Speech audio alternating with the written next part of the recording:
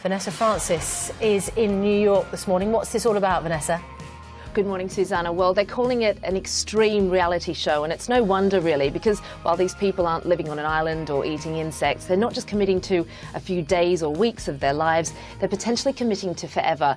These 6 people have spent a good deal of their lives looking for Mr. or Mrs. Right without much luck, so they've decided to put their love lives in the hands of science. The ultimate goal is if that match is found, I'm going to get married. What? Without seeing the person? Without seeing the person, right?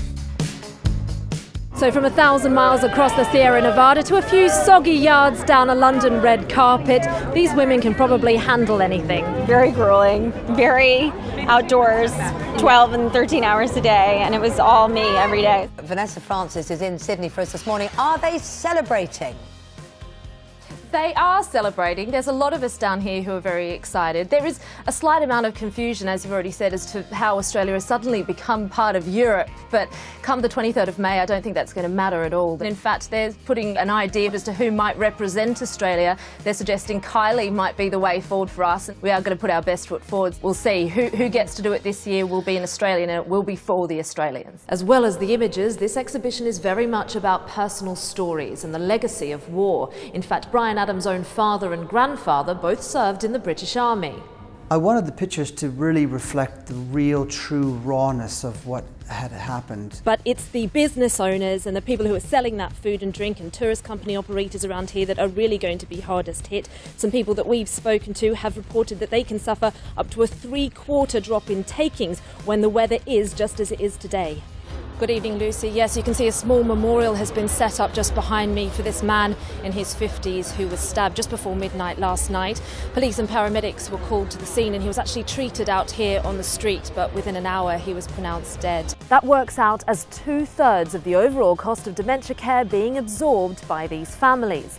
And with one person every 3 minutes developing dementia in the UK, that's hundreds of thousands more families will be looking to the government for assistance. Brain tumours can reduce life expectancy by an average of 20 years, and survivors of childhood brain tumours are 10 times more likely to suffer long-term disabilities. So the money is needed to help researchers at hospitals like this one find more effective and less harmful treatments. Vanessa Francis is there. It's also understood today that Gaza could be facing eviction from this place. It looks like he's received notice of 10 days from his landlord after apparent complaints of noise from his neighbours. And sadly, all of this has come just hours after it was announced that Gaza was looking forward to a return to football, having signed to local Sunday League club Abbey for just £8. Good morning, John. There is indeed a lot of pressure on Rooney. In fact, the striker hasn't scored a goal in the last 2 World Cups, so Steven Gerrard and Roy Hodgson have had to come to his defence. Brazil had the World Cup, Glasgow will have the Commonwealth Games, but New York has the Olympics, the board game Olympics.